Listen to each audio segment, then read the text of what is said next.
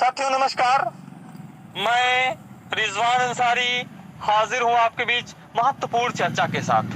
साथियों, 21 तारीख के माननीय सर्वोच्च न्यायालय के अंतरिम आदेश को हमारे वकीलों के पैनल ने बार बार अध्ययन करने के बाद, उत्तर प्रदेश के तमाम जो विधिक जानकार साथी हैं उन्होंने बार बार अध्ययन करने के पश्चात और हमारी टीम ने एक बार नहीं सैकड़ों बार एक एक शब्द का जब अर्थ और स्पष्ट निकाला, तो यह निकलता है कि माननीय अंतरिम आदेश में साफ साफ लिखा हुआ है कि सरकार बची हुई सीटों पर ही वर्तमान भर्ती प्रक्रिया का सहारा लेकर पदों को भर सकती है। मतलब शेष सीटों पर, बची हुई सीटों पर।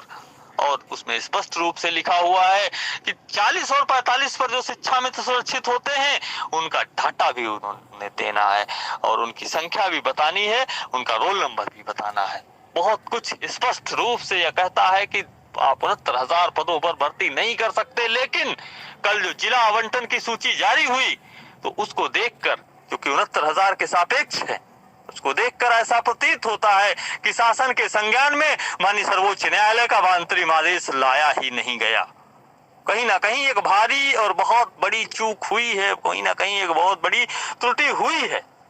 क्योंकि हमें भरोसा, हमें विश्वास है हमारे प्रदेश के मुखिया, उत्तर प्रदेश के लोकप्रिय और यशस्वी मुख्यमंत्री माननीय योगी आदित्यनाथ जी कभी भी हम शोषितों, वंचितों और पीड़ितों का अहित नहीं कर सकते। यदि उनके संज्ञान में चीजों को लाया गया होता तो कहीं ना कहीं आज स्थितियां अलग होती। और माननीय सर्वोच्च न्यायालय ने जो अंतरिम आदेश दिया है, यदि वह अंतरिम आदेश माननीय मुख्यमंत्री महोदय तक पहुंचा दिया गया होता समय रहते, तो माननीय सर्वोच्च न्यायालय के आदेश के सापेक्ष भर्ती हो रही होती।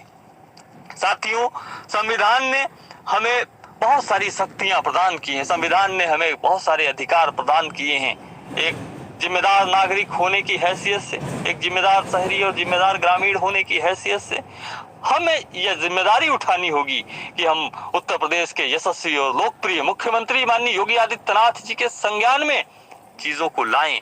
और जो अंतरिम आदेश माननीय सर्वोच्च न्यायालय के द्वारा 21 तारीख को पारित किया गया है, उस अंतरिम आदेश को माननीय मुख्यमंत्री महोदय और शासन तक पहुंचाने का काम हम स्वयं करें।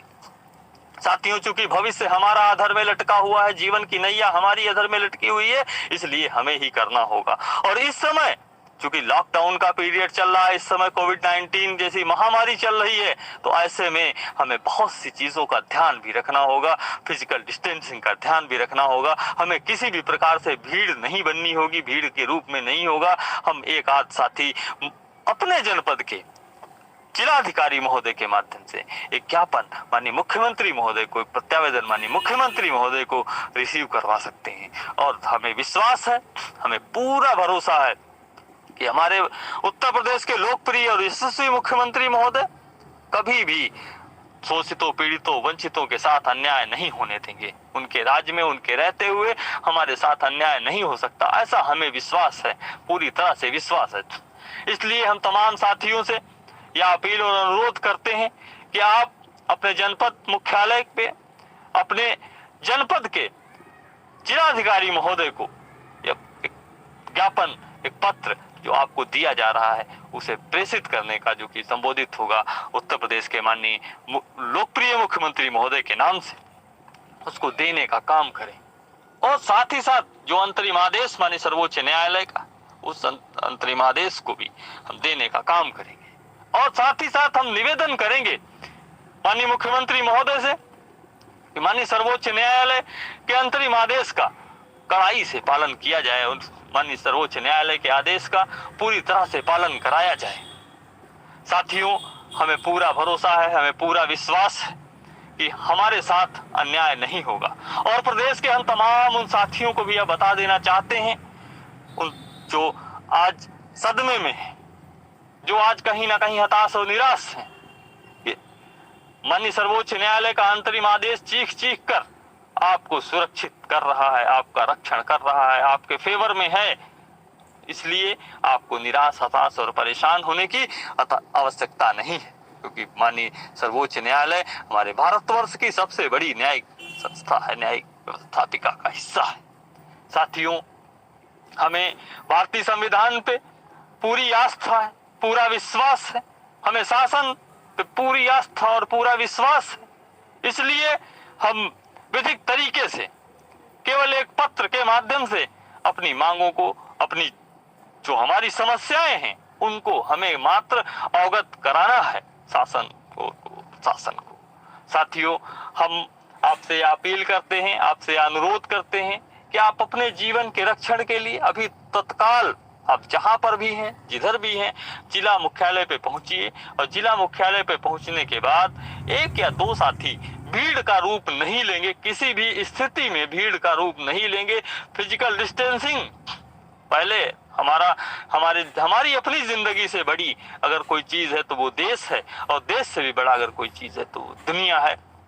इस देश और दुनिया को बचाने के लिए हम कहीं से भी, किसी भी प्रकार से, किसी भी तरीके से भीड़ की शक्ल में नहीं होंगे। हम 2 या 3 साथी, 1, 2, 3 साथी, वो भी जो मानक है फिजिकल डिस्टेंसिंग के कम से कम 2 मीटर की दूरी बनाते हुए हमारे जिला अधिकारी महोदय को यह पत्र रिसीव करवा देंगे। और पत्र को रिसीव करवाने के उपरांत हम आपको 2 बजे के लगभग और सूचना देंगे। इस पत्र की कई प्रतियां आप निकाल लीजिए, 2 प्रतियां, 3 प्रतियां कम से कम आप निकाल लीजिए। और 2 बजे के बाद हम आपको अग्रिम कार्रवाई जो करनी है वो हम आपको बताएंगे। आप कहीं ऐसी जगह पर ही रहें जो जहां से साइबर कैफे जैसी व्यवस्था हो, मेल करने जैसी व्यवस्था हो। कब क्या करना है आगे वह भी हम बताएंगे। या सारा का सारा जो प्रक्रिया हम करने जा रहे हैं, या हमारे संविधान द्वारा हमें दी गई जो शक्तियां हैं उनके अंतर्गत ही है। हम संविधान द्वारा प्रदत्त शक्तियों से, संविधान द्वारा प्रदत्त अधिकारों के कहीं भी बाहर नहीं जाने का कार्य कर रहे हैं। हम संविधान की सीमाओं में रह के ये सारे कार्य करने जा रहे हैं। हम भारतीय संविधान और उत्तर प्रदेश सरकार के ऊपर पूरी आस्था व्यक्त करते हुए इस कार्य को करने जा रहे हैं। और हमें भरोसा है कि हम जिस समय अपनी समस्याओं को माननीय मुख्यमंत्री महोदय के संज्ञान में लाएंगे तो तत्काल उस पे एक्शन भी होगा, और तत्काल जो हमारे साथ में अन्याय हुआ है, जो अन्याय हो रहा है, उस अन्याय के खिलाफ एक्शन भी होगा। और माननीय सर्वोच्च न्यायालय के द्वारा जो आदेश पारित किया गया है उस आदेश का अनुपालन भी होगा।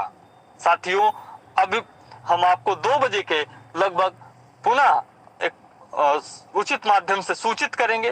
तब तक के लिए आपसे अनुरोध है, या एक विशेष कार्यक्रम है, आप सभी इसमें सहयोग दें। आपसे हम अपेक्षा करते हैं, अनुरोध करते हैं, आप अपने जनपद के माननीय जिला अधिकारी महोदय के माध्यम से संबंधित जो पत्र आपको दिया जाएगा, संबंधित जो आपके कुर्सियां हैं भारत की, उनको संबोधित करते हुए या आप पत्र आपको प्रेषित करना है। एक ज्ञापन की शक्ल में, एक प्रत्यावेदन की शक्ल में, एक निवेदन की शक्ल में, एक अनुरोध की शक्ल में। इसके अतिरिक्त अन्य कुछ भी नहीं करना है आपको। अगली कार्रवाई हम 2 बजे के लगभग आपको सूचित करेंगे। आप पत्र प्रेषित करने के बाद अभी 3 घंटे का टाइम है। 3 घंटे में आप पत्र प्रेषित कर दीजिए। उसके बाद हम अगली जो कार्रवाई होगी उससे हम आपको समय रहते अवगत करा देंगे। आपसे हम ये निवेदन करते हैं, आप किसी ऐसे स्थान पे रहें जहाँ पे मेल करने की या साइबर कैफे जैसी व्यवस्था हो, जो कि अगर मेल करना हो या फैक्स करना हो तो वो सुविधाएं वहाँ पे उपलब्ध हो। हम 2 बजे के लगभग आपको अन्य जो कार्रवाई करनी है वह भी हम करेंगे। और हम ये पूरा का पूरा जो कर रहे हैं वो हमारे वकीलों से विचार विमर्श करने के बाद में या किया जा रहा है। और हमें विश्वास है कि हम अपने इस मुहिम में, इस अभियान में पूरी तरह से सफल होंगे। साथियों, हम अभी बहुत जल्द आपके समक्ष उपस्थित होने का काम करेंगे। तब तक के लिए आप अपने हिस्से का काम करिए, हम हमारे हिस्से का काम कर रहे हैं। आप सभी का बहुत बहुत आभार, आप सभी का बहुत बहुत धन्यवाद। आपके संघर्ष का साथी रिजवान अंसारी। जय हिंद।